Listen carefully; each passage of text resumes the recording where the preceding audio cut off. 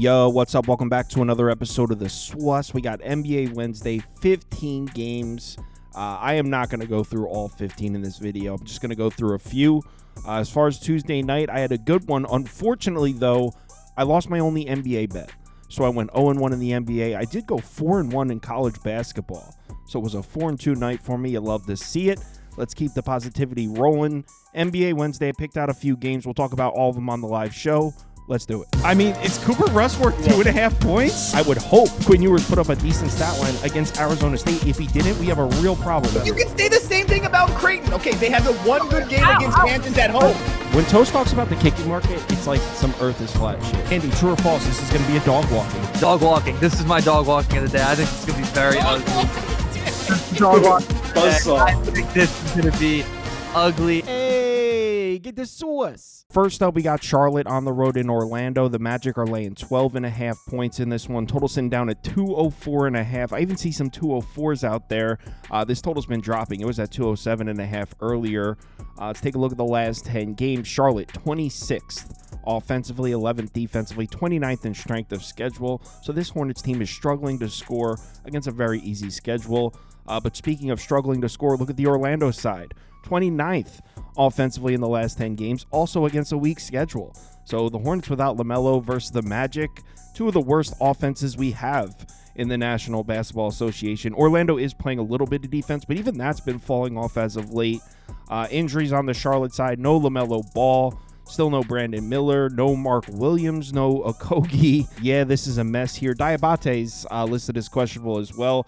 On the Orlando side, Jalen Suggs listed as doubtful, so most likely not going to see Suggs out there. Other than that, the Magic are actually in pretty good shape, though. Score projection for this one, 112.3 for the Magic, 95.3. The projection has Charlotte scoring 95 points in this game. And I mean, if you look at their track record without LaMelo Ball, it makes sense, especially on the road in Orlando, slow-paced team that plays defense. Well, even the defense has been shaky. But one thing I do want to point out about Charlotte without LaMelo Ball, we know they're significantly worse. We know the offense is terrible. 1-13 in their last 14 games without LaMelo Ball, but they're 8-6 against the spread. So they've actually been covering in these games without LaMelo Ball. Maybe shows us that the market overcorrects itself a little bit without LaMelo Ball on there. 8-6 against the spread in the last 14. But I mean, the offense is terrible. In the last 14 games without LaMelo Ball, a 101.7 offensive rating. So I mean, this team just cannot score points when LaMelo Ball is not on the floor. Defense is actually a few points better without LaMelo, at least in the last 14 games. But without LaMelo Ball, the pace slows down to a 97.4. Offensive rating below 102. That is awful. That being said, like I said before, we look at this Magic team and we think good defense, right? The Orlando Magic play good defense, especially at home. Here's the thing. The defense hasn't been all that good. A 115.9 defensive rating in the last 14 games. That's really not good. I know you look at the final scores and teams don't really score a ton of points against the Magic, so you just glance at that and you think, oh, Orlando's playing some defense. It's because they play a super slow pace under 97 in the last 14 games. So, I mean, Orlando's been pretty terrible top to bottom. And like I said, this Charlotte team, they can't score without LaMelo, but the defense has been a few points better. Like I said before, 110.5 defensive rating in the last 14 games without LaMelo Ball. But here's the thing. Orlando's actually been scoring a little bit. Just the last 4 games. The previous 10, a 100 offensive rating. That's laugh out loud bad. But in the last 4 games, a 112.5 offensive rating really isn't that bad. Effective field goal percentage close to 55%. So Orlando offensively seems to be coming around a little bit. Does that mean we trust them to score on Charlotte? Not sure. I mean, the Hornets defense isn't all that bad. As far as betting this game, when I first looked at it, I thought Charlotte team total under, right? On the road in Orlando, they're not going to be able to score points. But here's the thing. We're looking at a 204.5 point total. Orlando's laying 12.5. Kind of leaning towards Charlotte, plus 12.5. That's a huge number. This Orlando team really isn't that good. I know the Hornets can't consistently score points, but like I pointed out before, this Magic defense hasn't been all that great. 12.5. Hornets are 8-6 against the spread in their last 14 without LaMelo, so it has been profitable to bet them. I might take that big number. Charlotte plus 12.5 next game. Indiana's on the road in D.C. here. The Wizards are catching 9.5 points at home. Total sitting up at 240.5 for this one. On the last 10 games, the Pacers are 15th offensively, 10th defensively, 22nd in strength of schedule. The Wizards are 25th offensively, 25th defensively, 18th in strength of schedule. Injuries on the Pacers side. No Miles Turner. He didn't play earlier tonight in the game against the Knicks. Looks like he's going to miss this one as well. They're shutting him down until after the All-Star break. On the Wizards side, no Marcus Smart, no Chris Middleton. Alex Sarr may be returning to the lineup, though. He's been out. He's listed as questionable for this one. So I'm not going to spend a ton of time on this one. I really don't know what's going on with the Pacers. They were on such a heater there. They're 1-5 against the spread in their last 6 games. They were 10-2 against the spread in the 12 games before that. I mean, part of me thinks the Pacers should get back on track and should beat the shit out of the Wizards. But you know what? This Wizards team just keeps covering the number. They're 5-1 against the spread in their last 6 games. So, I mean, if you're asking me what I think is going to happen, I think the Pacers are going to win this one by double digits, especially after losing to the Knicks. I think they want to grab this win before the All-Star break. So I probably would lean Pacers minus 9.5, but no way I'm putting my money on it. So Pacers are pass. Next. San Antonio on the road in Boston. The Celtics are laying 8.5 points at home. Total sitting at 233.5.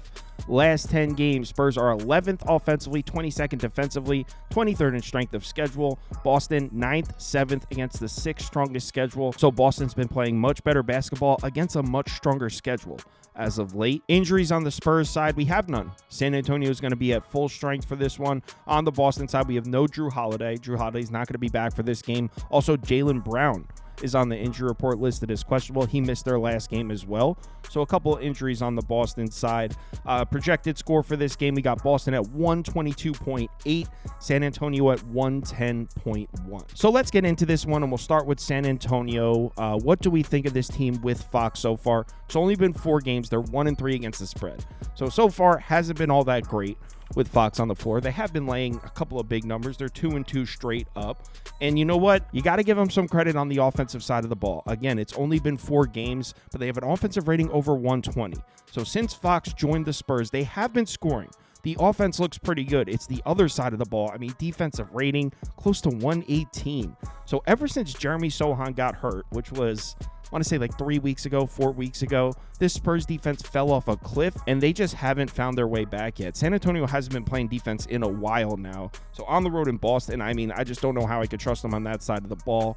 But we'll start with the offense. I mean, San Antonio, they get out in transition, right? They're 14th in transition frequency. They've actually had a very efficient fast break this year, 5th in fast break efficiency. Here's the problem. Boston might be the best transition defense in the NBA, 1st in efficiency, so you definitely don't like that if you're betting the Spurs. Also, San Antonio kicks it out to spot up shooters very often, 5th in frequency. Boston, 2nd in defensive efficiency against spot up shooters. So far looking like a pretty rough matchup for the Spurs, and it actually gets worse than that. Another thing San Antonio likes to do offensively is they attack the rim. In the last 10 games, they're 7th in frequency, 11th in efficiency. Boston, best rim protecting defense in the NBA right now, 1st in defensive efficiency at the basket in the last 10 games.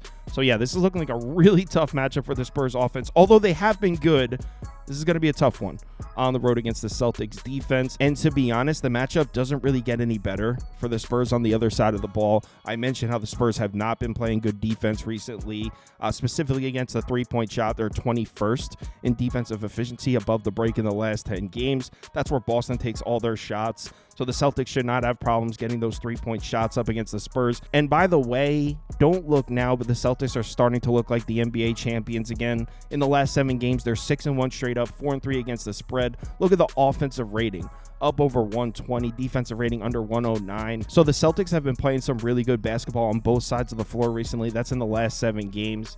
I mean, 8.5 is a big number. The Spurs are going to score some points. They are a good offensive team, but I don't trust the defense right now. And the way Boston's playing, probably going to lay it here. Celtics minus 8.5 next game. Philadelphia is on the road in Brooklyn. The Nets are catching 2 points at home. Total sitting at 212.5 for this one. Out in the last 10 games, the Sixers are 8th offensively, 23rd defensively, 1st in strength of schedule. So you got to give that to the Sixers. They have played a strong schedule as of late, and they are scoring some points. The Nets, though, in the last 10 games, 30th offensively, 1st defensively. So in the last 10 games, the Nets have been the best defense in the NBA and the worst offense. That being said, you got to look at the strength of schedule here, 26th. So, okay, the Nets defense has been great. they haven't really played the strongest schedule, so it's definitely something to keep in mind when you're looking at these numbers here for the last 10 games. Injuries on the Philly side, it looks like Joel Embiid is not going to play in this game. It's a back-to-back, so you'd imagine he wouldn't play here. Kyle Lowry and Eric Gordon also both listed as doubtful. So Sixers going to be missing some pieces in this one. On the Brooklyn side, still no Cam Thomas, still no Clowney. Nick Claxton is also on the injury report. He's listed as questionable. So, yeah, this is another game that I'm not going to spend a ton of time on. I mean, personally, I think the Sixers get up and over their team total. I know I took the over in the Sixers-Raptors game earlier tonight. Didn't hit, but Joel Embiid was on the floor, and Philadelphia just plays a lot slower. They're just a much worse team when Joel Embiid is on the floor, honestly, right now. I'm not saying that's how it's going to be the rest of the season, but right now, when Embiid's on the floor, I mean, they move at a slower pace. The things that were going well for Philadelphia before Embiid came back, they just don't seem to be working with him on the floor. So now that Embiid's out, I personally think the Sixers should speed the pace up. I know the Nets defense has been great, but with no Embiid on the floor, I think the Sixers are going to score. This total's all the way down at 212.5, so Philadelphia's team total should be at a reasonable price. That's where I'd go here. Philadelphia team total over. Honestly, I might bet that. You know what? I'll do it right now. Let's look. Team total 106.5. That's pretty reasonable. I might bet that. Philadelphia team total over 106.5. I'm a little worried about the Nets defense and the Nets slow pace, but like I said, I think Philadelphia is going to speed the pace up.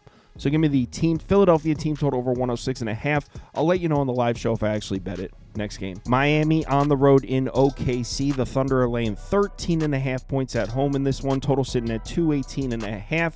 In the last 10 games, the Heat are 28th offensively, 16th defensively, 15th in strength of schedule. Oklahoma City, 3rd offensively, 3rd defensively, 27th in strength of schedule. Injuries on the Miami side, we're still waiting to hear on Tyler Hero. He didn't play in their last game. He's listed as questionable. Jaime Jaquez Jr. also listed as questionable for the Heat. So Miami, a couple big question marks there. On the Oklahoma City side, still no Wallace. Other than that, Oklahoma City should be at full strength here. Score projection 118.4 to 98.9. So score projection's given us a blowout here, and I think most can agree, if you've watched these two teams play recently, that makes complete sense. Oklahoma City is on an absolute rampage. In their last 6 games, they're 6-0, 5-1 against the spread. And look at their efficiency numbers here. This is crazy. In their last 6 games, they have an offensive rating almost at 129, defensive rating at 105. To put it into perspective, that would be 1st in the NBA offensively and 1st in the NBA defensively. So this team is on an absolute warpath right now. Now, one thing you do have to give to Miami is they can still play defense. We know the Heat have looked like shit. They are still capable of playing defense. They still protect the rim well. In fact, in the last 5 games, they're 4th in frequency, 5th in efficiency. So even though Oklahoma City's been scorching hot, I don't think it's crazy to say Miami's able to give them some problems down by the basket. And you know what? Miami's actually done a good job out on the perimeter as well. In the last 10 games, they're 11th in defensive efficiency against the above the break 3. Oklahoma City's been shooting a lot of those. So like I said, I mean, the Heat are playing like shit. I don't think it's crazy that Miami's defense is able to give Oklahoma City some problems. The issue for the Heat is on the other side of the floor. In their last 9 games, they have an offensive rating under 106, 51% effective field goal percentage. This offense has been absolute piss recently, and I really don't know what they're going to do against Oklahoma City. I guess you could point at the above the break 3-point shot. Miami does take a decent amount of them, and that is the weakness of Oklahoma City's defense, but I mean, they're not hitting them. Sure, they're taking a lot of above-the-break threes. They're 26 in efficiency in the last 10 games. So, I mean, do you think Oklahoma City is really worried about Miami's three-point shooting? They haven't even been hitting their shots. I don't know. I guess Miami could get hot from outside. That is a path if you're looking to take the points with the Heat here. But the thing is, I just can't get over the fact that this is a Miami Heat offense that likes to set up in the half court. They're 7th in half court frequency. Oklahoma City's been the best half court defense all season. So I just can't picture Miami consistently scoring points on Oklahoma City here. This 13.5 point line makes complete sense. I agree with the movement. It was at 12. It's now at 13.5. On paper, OKC should blow them out. The reason I haven't bet it, look at the scheduling spot here for Oklahoma City. They have a much more important game tomorrow, Thursday night at Minnesota. So much more important than this Miami game. Look, I'm not saying they're going to come out flat. I'm just saying we have seen Oklahoma City come out flat a couple times in the last few weeks. Minnesota on the road, much bigger game tomorrow night. I don't know if I could actually do it. I guess I'd probably lean Heat, but I'm not betting. I'm not taking the Heat. Maybe over or pass. I don't know. This is tough. Probably just a straight pass here. Milwaukee on the road in Minnesota. The Timberwolves are laying 6 points at home. Total sitting at 224.5. In the last 10 games, the Bucks are 18th offensively, 29th defensively, 21st in strength of schedule. Minnesota's been playing some good basketball. 6th offensively, 5th defensively, 16th in strength of schedule. As far as injuries go for the Bucks, still no Giannis. Giannis has been ruled out for this one. Other than that, the Bucks should be good to go. On the Minnesota side, we got all kinds of problems here. Still no DiVincenzo. Still no Julius Randle. Anthony Edwards is on the injury report again. He's listed as questionable. Mike Conley is on the injury report again. He's listed as questionable. So Minnesota is by no means healthy. Score projection for this one, 113.2 for the Wolves, 105 for the Bucks. So what do we think about this matchup? Well, straight up, it's definitely hard to trust the Bucks right now without Giannis. They've been bad. 2-8 against the spread in their last 10 games without Giannis. 3-7 straight up. It's not so much the defense. Actually, weirdly, the defense has been 3 points better in their last 10 games without Giannis. Obviously, we know that the Bucks defense is not better without Giannis, but in the last 10 games, it actually has been a few points better. It's the offense that's fallen off a cliff.